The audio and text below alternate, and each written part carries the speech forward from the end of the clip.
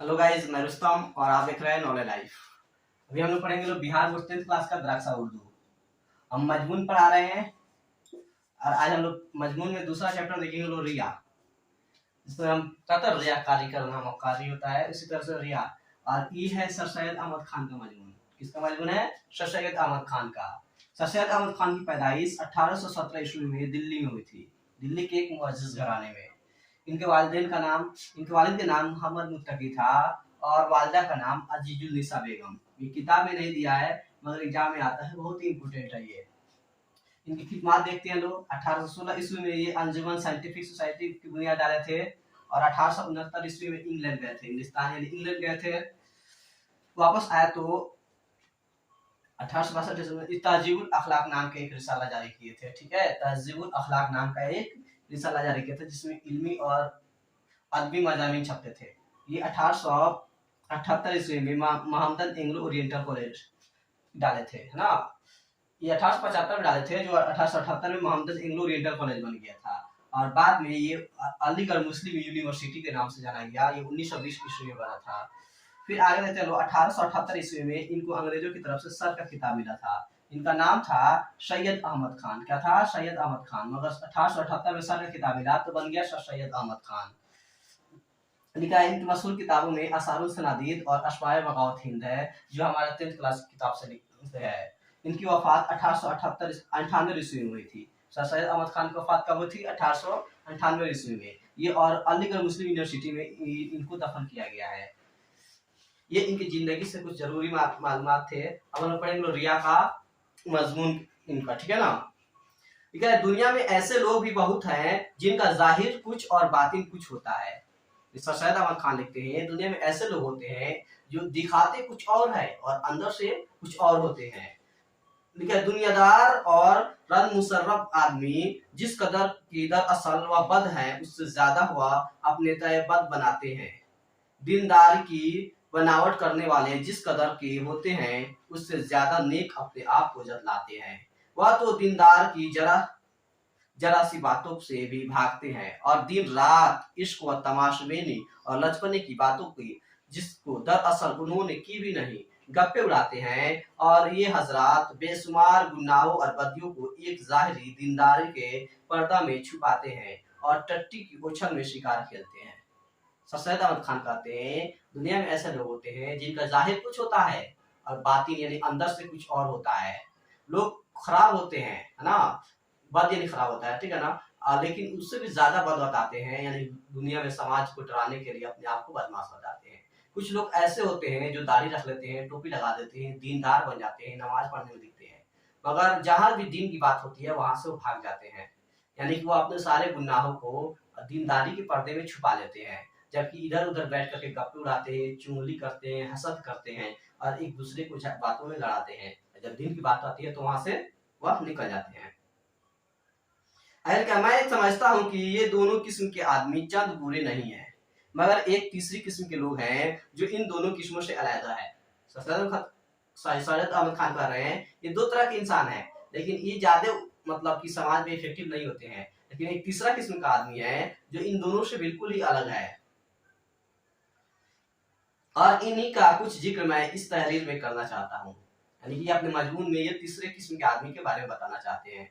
इनकी बनावट एक लिखा है और ही अजीब किस्म की है। वह अपनी बनावट से दुनिया के लोगों को ही फरेब नहीं देते, बल्कि अक्सर खुद आप भी धोखा में पड़ते हैं। वह बनावट खुद उनके दिल के हाल को छुपाती है। जिस कदर की दर हकीकत वह नेक है, उससे ज्यादा उनको नेक जताती है। फिर तो वह लोग या अपनी बदियों पर ख्याल ही नहीं करते या इन बदियों को नेकिया समझते हैं। कर जो तीसरे किस्म का आदमी होते हैं, उन्हें लगता है कि मैं दूसरे लोगों को धोखा दे रहा हूँ, हालांकि हकीकत में वो अपने आप को धोखा देते हैं। वह थोड़ा सा नेक काम करेंगे, मैंने बहुत अच्छा काम कर दिया है, बहुत ज्यादा नेक काम कर दिया है ना, उसको जताते हैं। और गुनाह करते हैं तो उन्हें पता ही नहीं चलता है, या वह अपने गुनाह को ही नेकी समझ लेते हैं। उन्हें लगता है मैं अच्छा काम कर रहा हूँ। मुकद्दस दाऊद ने निहायत दिलचस्प लफ्जों में इस बुराई से पनाह मांगी है और इस तरह पर खुदा की मनाजात की है। कौन अपनी गलतियों को समझ सकता है, तू ही मुझको मेरे पोशीदा ऐबों से पाक कर। मुकद्दस दाऊद ने अपने अंदर छुपी हुई ऐब से खुदा से पनाह मांगते हैं और कहते या खुदा, मैं अपनी गलती को नहीं समझ सकता हूँ। इंसान कोई भी नहीं है जो अपनी गलती को समझे, या लिहाजा आप हमारे गलतियों को जो हमारे अंदर छुपे हुए हैं उससे पाक कर दीजिए। आगे जो लोग ऐलानिया बदी करते हैं, अगर उनको बदियों और गुनाहों से बचाने के लिए नसीहत की जरूरत है हो तो वह लोग लिखा है जो दर हकीकत मौत के राह पर चलते हैं और अपने तय नेकी और जिंदगी के रास्ता पर समझते हैं किस कदर रहम के लायक हैं और कितनी नसीहत के मोहताज है। बस मैं चंद कायदे बयान करना चाहता हूँ जिनसे वह बदिया जो दिल के कोनों में छुपी होती है और जिनके छुपे रहने से इंसान अपने दिल का सच्चा हाल अपने आप नहीं जान सकता, मालूम हो सकेगा। सर सैयद अहमद खान कहते हैं कि जो लोग गुनाह करते हैं, बदी करते हैं और उनको पता नहीं चलता है, तो मैं उनके बारे में कुछ सवाल बता रहा हूँ, कुछ आइडिया बता रहा हूँ जिनसे आपके दिलों में, हमारे दिलों में छुपे हुए ऐप पता चल जाएगा, हम लोग अपने दिल का हाल मालूम कर सकेंगे। पर अंतिम पैराग्राफ है इसका, ठीक है। आम कायदा तो इसके लिए ये है कि हम खुद अपने आप को इन मजहबी उसूलों को जो हमारी हिदायत के लिए मुकद्दस किताब अल्लाह में रखी है जांचे और अपनी जिंदगी को इस पाक शख्स की जिंदगी के मुकाबला करे जिसने फरमाया कि इन्ना बसरु मिनकुम युहा इलाहा इन्नमा इलाहुकुम इला वाहिद। यानी कि सैयद अहमद खान कहते हैं कि हम लोगों को अपने गुनाहों से बचना है, हमें अपने अंदर छुपे हुए बुराइयों को जानना है, तो हम अपने दीन की किताब जो खुदा ने हम हमारे लिए भेजे हैं यानी कि कुरान मजीद को पढ़ें और उस पर अमल करें और उस शख्स की जिंदगी को समझे, यानी कि अल्लाह के रसूल हजरत मोहम्मद सल्लल्लाहु अलैहि वसल्लम की जिंदगी को समझे जो अरबी में एक दुआ कहते हैं। और उन्होंने रसूल सल्लल्लाहु अलैहि वसल्लम ने फरमाया कि बिला शक मैं तुम्हारी तरह इंसान हूँ, बस मेरे पास वही आती है और तुम्हारे पास नहीं आती है। अल्लाह के रसूल कहते हैं ऐ मुसलमानों मैं तुम्हारे तरह इंसान हूँ मगर मेरे पास वही आती है, खुदा के पैगाम आती है और तुम्हारे पास नहीं आती है, इसलिए मैं तुम लोगों से अफजल हूँ। और बेशक तुम्हारा माबूद एक है, यानी कि हम सबका माबूद सिर्फ एक है और वह खुदा। और जो इस दर्जा कमाल तक पहुंचना जहां तक इंसान का पहुंचना मुमकिन है, यानी कि हम लोग को जहां तक पहुंचना मुमकिन था हम वहां तक जा चुके हैं। और जिसकी जिंदगी हमारी जिंदगी के लिए नमूना है और जो अपनी पैरवी करने वालों के लिए बल्कि तमाम दुनिया के लिए बड़ा हादी और बहुत बड़ा दाना उस्ताद है। इन दोनों कायदों के बरतने में बड़ी बड़ी गलतियां पड़ती है। कह रहे हैं कि हम लोग खुदा और उसके रसूल के बताए रास्ते पर चले है ना और उस पर अमल करें तो हमारी बहुत सारी मुश्किलें हल हो जाएंगी। लेकिन इंसान इसमें भी गलती कर देते हैं। कुछ तो लोगों की समझ से में गलतियां होती है और कुछ आपस में इख्तलाफ राय होता है जो बिन रहे हुए रह नहीं सकता। और कुछ जमाना के कर गुजरने से ठीक ठीक हालत और कैफियत और वाकयात की जो गुजरे मालूम नहीं हो सकती। इसलिए बरखिलाफ अगले मुसलमान मुसन्निफों के सिर्फ इन्हीं कायदों के बयान करने पर मैं इत्तफा नहीं कर सकता, बल्कि और भी कायदे बयान करता हूँ जो इंसान को ठीक ठीक मतलूबा राह पर ले आते हैं। सैयद खान कहते हैं सिर्फ मैं दीन की बातें नहीं करता हूँ क्योंकि आज हमारे दीन में बहुत सारे फिरका परस्त बातें हो चुकी हैं, है ना। खुदा के और उसके रसूल के बताए हुए हदीसों पर, सहाबा के हदीसों पर लोग इख्तलाफ राय रखते हैं। इसीलिए मैं दीन के साथ दुनियावी कुछ मिसाल रखना चाहता हूँ। अपने पोशीदा ऐबों को मालूम करने का एक उम्दा कायदा यह है कि हम उस बात पर गौर करें कि हमारे दुश्मन हमको क्या कहते हैं। सैयद अहमद खान कहते हैं हमें अपने ऐब को मालूम करना है तो हम अपने दुश्मन की बातों पर ध्यान दें। हमारे दोस्त अक्सर हमारे दिल के मुवाफिक हमारी तारीफ करते हैं, या तो हमारे ऐब उनको ऐब ही मालूम नहीं होते और या हमारी खाती को ऐसा अजीज रखते हैं कि इसको रंजीदा न करने के ख्याल से उनको छुपाते हैं, या ऐसी नरमी से कहते हैं कि हम उनको निहायत ही खफीफ समझते हैं। सैयद खान कहते हैं हमारे जो दोस्त होते हैं हमारे साथ रहते हैं, हमारे अच्छे खराब काम में साथ रहते हैं, हमारी गलतियों को हमें बताते नहीं है, वो हमें अपना अजीज समझते हैं, इसलिए बताते भी है तो इस अंदाज से बताते हैं कि हमें वो गलती नहीं दिखाई देता है। जबकि हमारा दुश्मन क्या करता है, छोटे हुए गलतियों को बड़ा करके दिखाता है। बरखिलाफ यानी उल्टा इसके दुश्मन हमको लिखा है खूब टटोलता है और कोने कोने से ढूंढ कर हमारे ऐब का ऐब निकालता है। वह दुश्मनी से छोटी बात को बहुत बड़ा कर देता है, मगर अक्सर इसमें कुछ न कुछ असलियत होती है। हमारा दोस्त अगर हमारा दुश्मन हम पर कुछ इल्जाम लगा रहा है, हमारे ऐब को ढूंढ कर निकाल रहा है, तो कुछ न छोटी सी हकीकत तो हो गई, अगर होगी तो हम उसे सुधार लेंगे। तांबा सद खीस के मर्दम नबुइंद सीज हाँ, ये फारसी का शेर है। इसके माने तो जब थोड़ी चीज होती है तो उसको बढ़ाया जा सकता है, यानी जैसे कपड़ा में छोटा सा होल होता है उसको बड़ा कर सकते हैं, उसी तरह से दुश्मन हमारे छोटी सी गलतियों को बड़ा करके बताता है। दोस्त हमेशा अपने दोस्त की नेकियों को बढ़ाता है और दुश्मन ऐबों को बढ़ाता है। इसलिए हमको अपने दुश्मन का ज्यादा एहसानमंद होना चाहिए कि हमको हमारे ऐबों का से मतला कराता है। यानी हमारा दोस्त तो हमारी तारीफ करता है लेकिन दुश्मन हमारे ऐब को दिखाता है, इसलिए हमें दोस्त का ज्यादा एहसानमंद होना चाहिए। अगर हमने इसके तानुस के सबब यानी कि उसके कहने की वजह से इन ऐबों को छोड़ दिया तो दुश्मन से हमको वही नतीजा मिलेगा जो एक शफीक उस्ताद से मिलना चाहिए था। लेकिन हमें उस्ताद समझाते हैं, उसी तरह से दुश्मन ने हमारे लिए एक रास्ता बना दिया।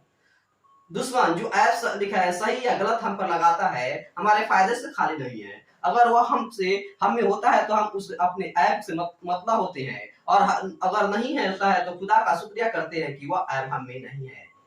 यानी कि अगर हमारे अंदर ऐप नहीं है तो हम खुदा का शुक्र करेंगे, और है तो हम उससे सुधार कर लेंगे, ठीक कर लेंगे और एक नेक इंसान बन जाएंगे।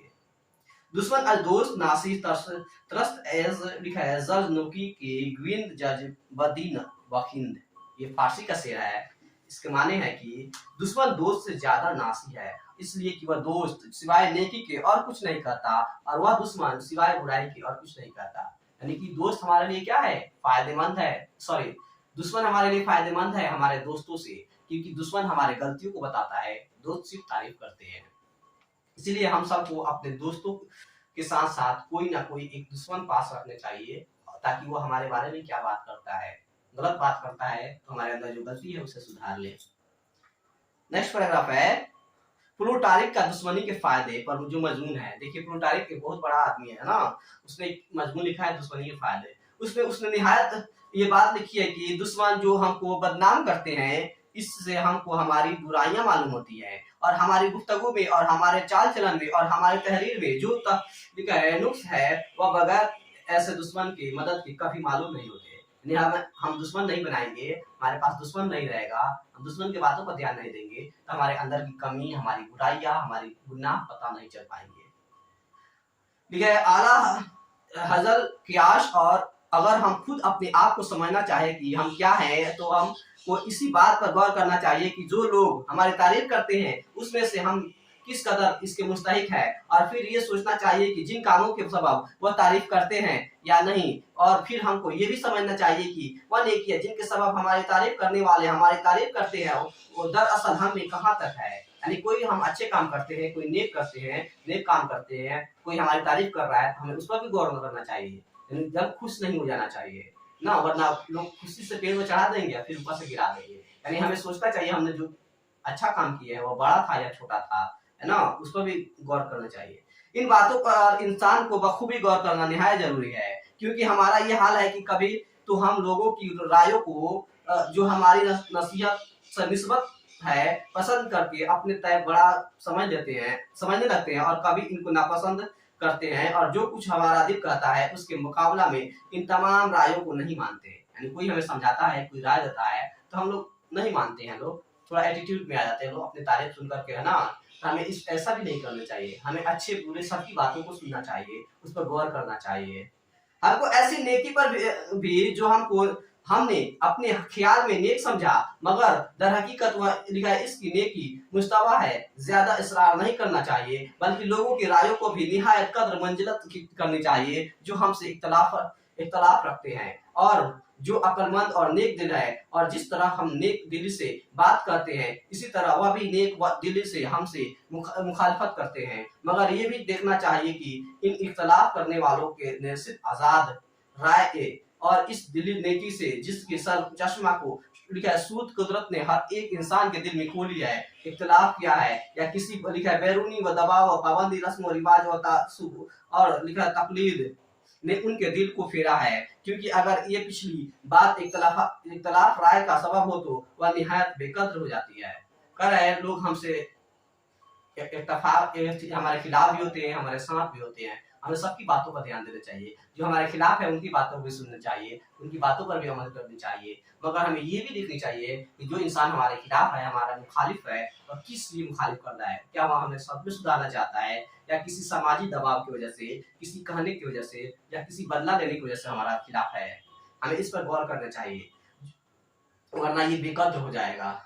जहां हमको धोखा खाने का इम्तहान लिखा है, एहतमाल जो है, वहां हमको निहायत होशियारी और बहुत खबरदारी से काम करना चाहिए। हद से ज्यादा सरगर्मी और तासुब और किसी खास फिरका को या किसी खास राय के लोगों को लिखा है बुरा और हकीर समझना, ये ऐसी बातें हैं जिनसे हजारों आफतें पैदा हो जाती हैं।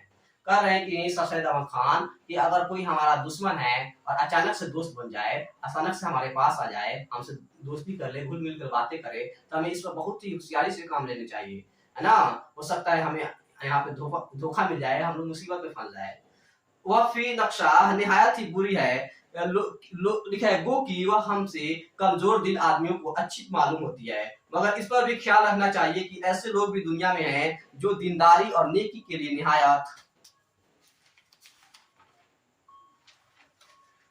मशहूर है, मगर निहायत लिखा है लगोर और नरेल शैतानी उसूलों को नेकी समझकर अपने दिलों में इसकी जड़ गाड़ दी है। मैं इस बात को इकरार करता हूँ कि मैंने आज तक कोई ऐसा अक्लमंद और इंसाफ पसंद शख्स नहीं देखा जिसमें पूरी पूरी ये सब बातें हो और फिर भी गुनाह से पाक हो।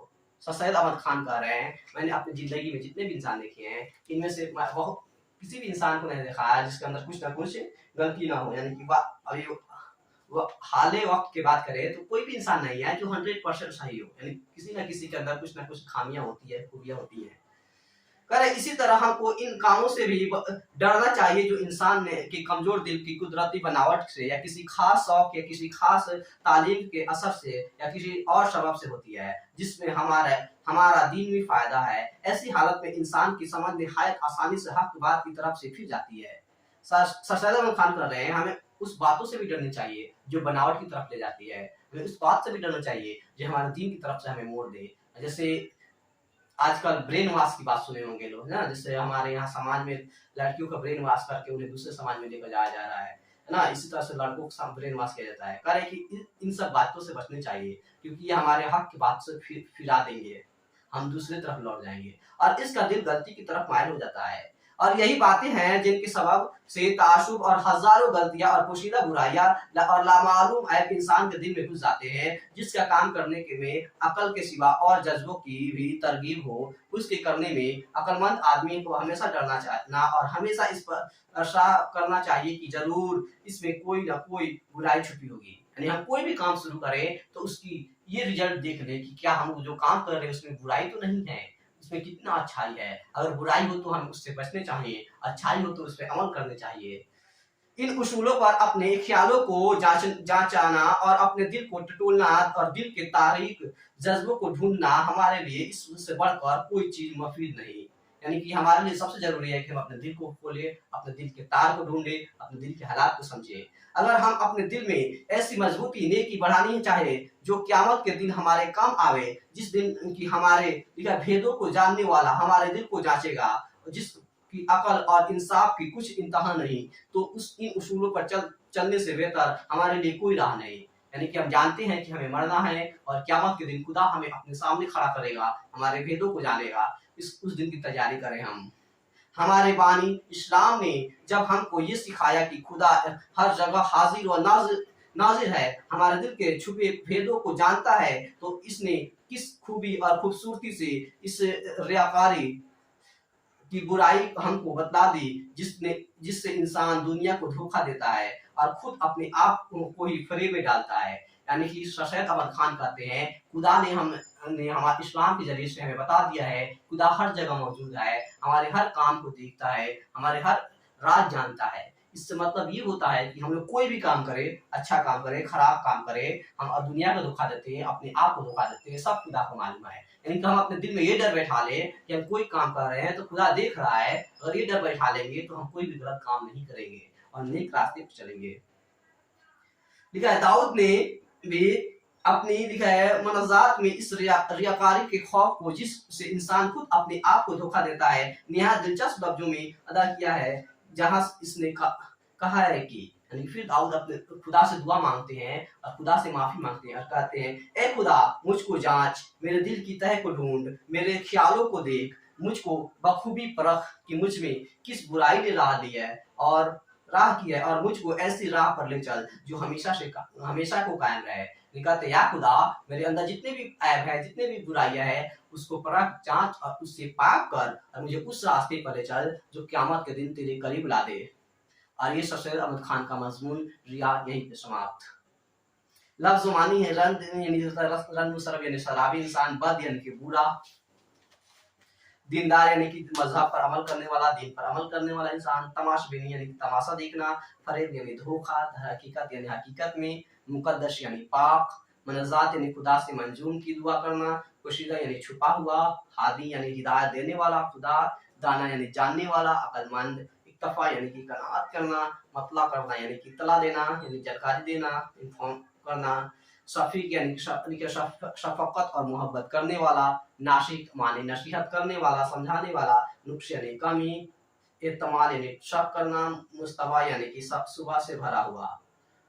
दोस्तों ये चैप्टर यहीं पे खत्म हुआ। ये वीडियो आपको कैसा लगा कमेंट सेक्शन में जरूर बताएं और वीडियो पाने के लिए हमारे चैनल को सब्सक्राइब करें और अपने दोस्तों में शेयर करें। तब तक के लिए शुक्रिया।